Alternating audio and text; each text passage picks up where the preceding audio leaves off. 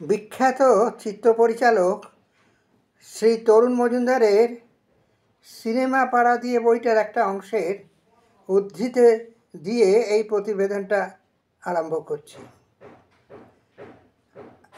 আমাকে বসিয়ে রেখে সন্তোষবাবু ফ্লোরের দিকে হাঁটা দিলেন। বললেন, একটু গুছিয়ে আসি ওদিকের লাইটিংটা।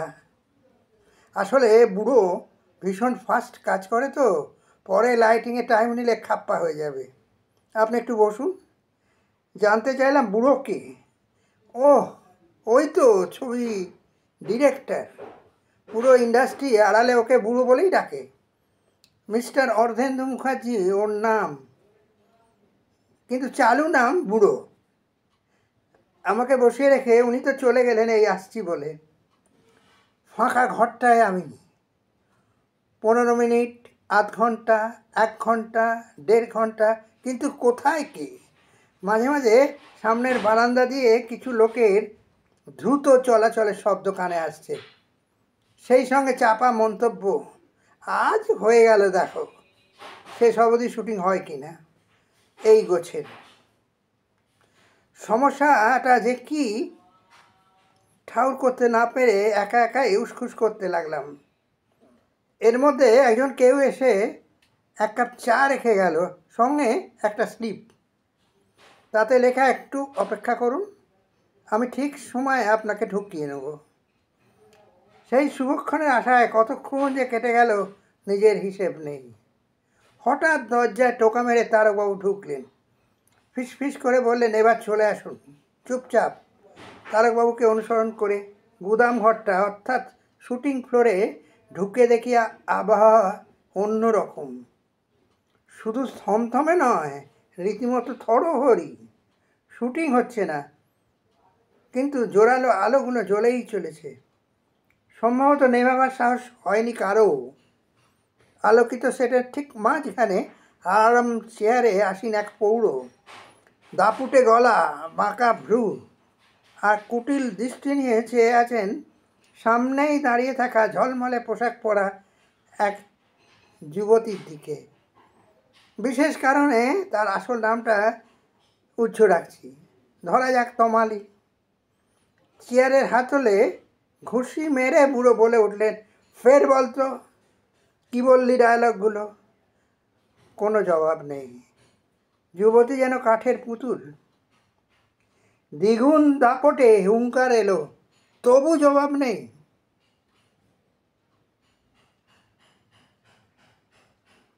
মারবো কষে এক চর।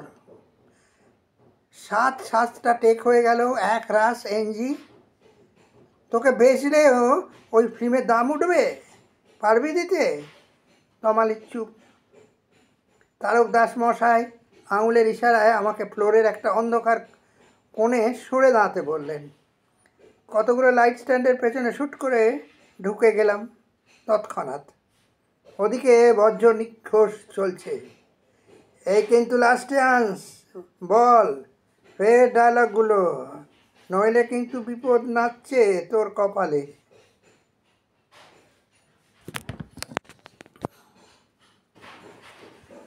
তমালি একবার ঘাড় ঘুরিয়ে চারপাশটা দেখে নিল, তারপর চোখ বুজে খানিকটা সময় নিল।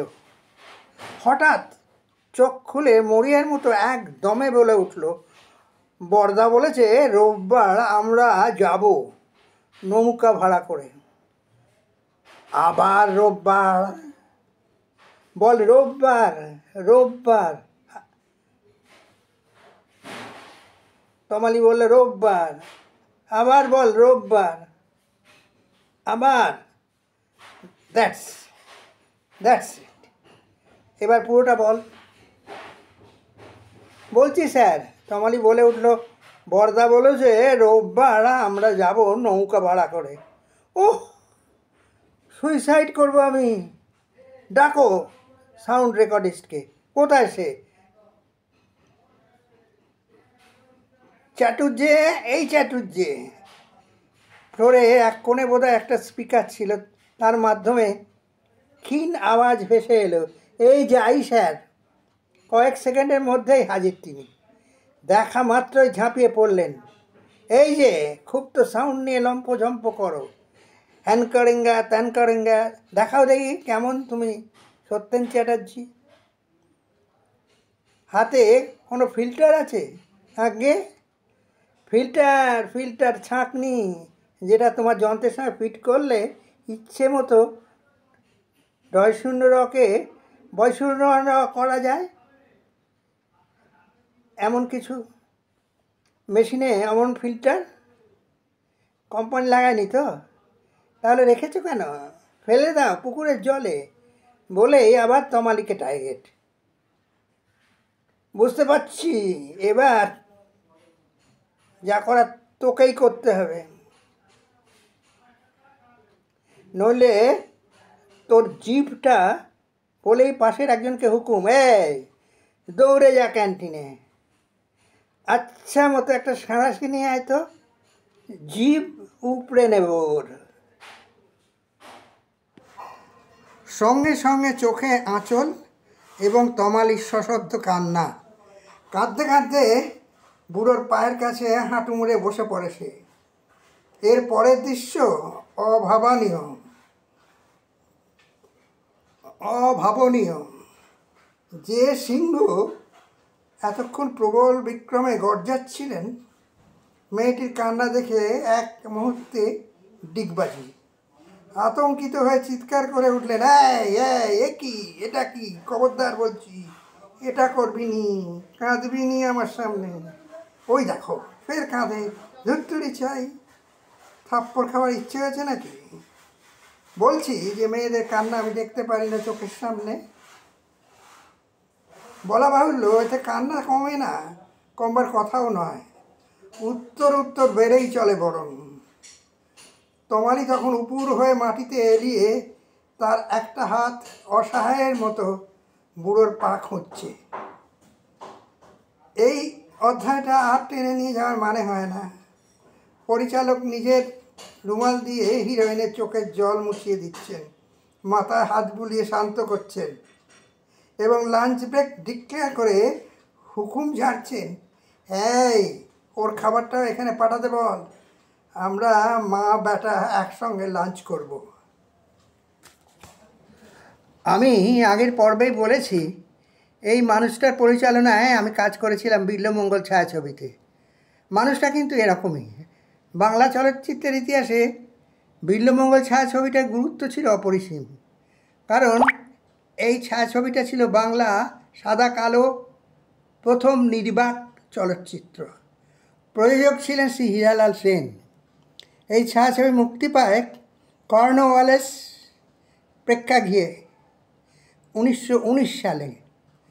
প্রযোজক ছিলেন ম্যাডান থিয়েটার, যার নাম আপনাদের আমি আগেই বলেছি। এর পরিচালক ছিলেন রুস্তমজি ধোতিওয়ালা। শ্রী অর্ধেন্দ্র মুখোপাধ্যায় এই ছায়াছবি রিমেক করছিলেন। এই ছায়াছবিটা ছিল গত শতাব্দীর 50 দশকের প্রথমের দিকের একটা চলচ্চিত্র। যাক সেসব কথা, এবার আসল কথায় আসি। আমি যে সময় কথা বলছি সে সময় অর্ধেন্দু মুখার্জি ছিলেন প্রৌঢ়, শ্রী অরিন্দম ছিলেনই বয়সী হবে। কিন্তু দেখুন বিনোদন শিল্পের সেকালের নায়িকার সঙ্গে পরিচালকের সম্পর্কর দিকটা। এরকম বিশুদ্ধ সম্পর্কই রেখেছিলেন সেদিনকার শ্রী দেবকী কুমার বসু, শ্রী নীরেল লাহিড়ী, শ্রী সুশীল মজুমদার প্রভৃতি তাঁদের হিরোইন এবং অভিনেত্রীদের সঙ্গে। নাট্যাচার্য শিশির মাধুরীর কথায় দেখা যায়, শ্রী শিশির মাধুরী সীতা অর্থাৎ প্রভাদেবী ছিলেন কোনো একটা সময় বনিতা, কিন্তু নাট্যাচার্য এর কাছে প্রভাদেবী ছিলেন শুধুই সীতা। শ্রী ভাদুরীর সঙ্গে শ্রীমতী প্রভাদেবীর সম্পর্কটা ছিল একদমই নিষ্পাপ। শ্রী সুনীল গঙ্গোপাধ্যায়ের নিঃসঙ্গ সম্রাট উপন্যাসটা পড়লে এটা প্রতিভাত হবে বলে আমি মনে করি। সব দিক দিয়ে এক্সেপশন এবং আনপ্র্যাকটিক্যাল এগুলো একদমই ব্যতিক্রমী। অবশ্যই যেখানে নারী পুরুষ থাকবে সেখানে যৌনতা থাকবে না, এই আশা করা বৃথা, কারণ নারী পুরুষ মনোলিথিক, একই প্রস্তরখণ্ডে লেখা দুটি বিপরীত লিঙ্গের পারস্পরিক সম্পর্কের প্রতিলিপি মাত্র। তাই সেকালেও ছিল পরিচালক প্রযোজকদের সঙ্গে মহিলা কলাকারের যৌনতার সম্পর্ক, প্রেম ভালোবাসার সম্পর্ক। তাহলে একালের সঙ্গে সেকালের তফাৎটা কোথায়? তফাৎ একটাই, যে কোনো অছিলায় নারীর অমতে সুযোগ বুঝে নারী দেহ স্পর্শ করাটা। সম্প্রতি কয়েকজন পরিচালকের সম্পর্কে মহিলা অভিনেত্রীদের অভিযোগ সেটাই প্রমাণ করে। শ্রী অরিন্দম শীলের ক্ষেত্রে এটা এক্সপোজড, কারণ গ্লিল তাকে সাসপেন্ড করেছে। আমরা একবিংশ শতাব্দীর তৃতীয় দশকের প্রায় অর্ধেকই শেষ করে ফেলেছি। এখন লিভ টুগেদারের যুগ। তবু নারী পুরুষ যৌন সম্পর্কের দিকটা পারস্পরিক বোঝাপড়ার ওপর নির্ভর করে। এই প্রতিবেদনটা লেখার কোনো প্রয়োজন ছিল না, যদি না শ্রীমতী রীতাভরী চক্রবর্তী এরকম একটা অভিযোগ নিয়ে মুখ্যমন্ত্রীর সঙ্গে দেখা না করতেন।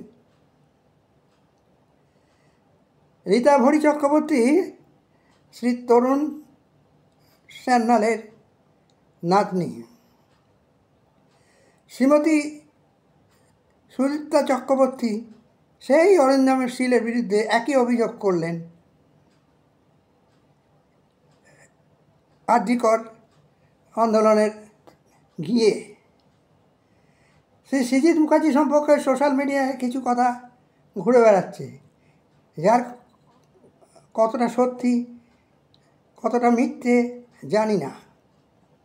রাজনীতিক এবং বিনোদন শিল্পের মানুষজনের ক্ষেত্রে যারা লাইমলাইটে থাকেন, কিছু গুজব রটে যা কালের বিবর্তনে সত্যি হিসেবে প্রকাশ পায়। যেমন জওহরলাল নেহরু এবং লেডি মাউন্টব্যাটেনের সম্পর্কটা, শ্রী কাশিরামের সঙ্গে শ্রীমতী মায়াবতীর সম্পর্কটা, শ্রীমতী জয়ললিতার সঙ্গে এমজিআরের সম্পর্ক, শ্রী সত্যজিৎ রায় এবং শ্রীমতী মাধবী মুখার্জির মধ্যে সম্পর্কটাও এই রকমই। শ্রী উত্তম কুমার এবং সুপ্রিয়া দেবীর সম্পর্কটাও ঠিক এটাই। কিন্তু এসব সম্পর্ক আর ঘটনাগুলো ঘটছে নারী পুরুষ কাছাকাছি হওয়ার জন্য, প্রকৃতির অমোঘ নিয়মে, পারস্পরিক বোঝাপড়ার ভিত্তিতে। এতে কোনো বাধা নেই, কিন্তু সুযোগ বুঝে নারীর অমতে তাকে ভোগ করা বা যৌনতার দিক থেকে শোষণ করা অপরাধ বলেই বিবেচিত হওয়া উচিত বলে আমার মনে হয়।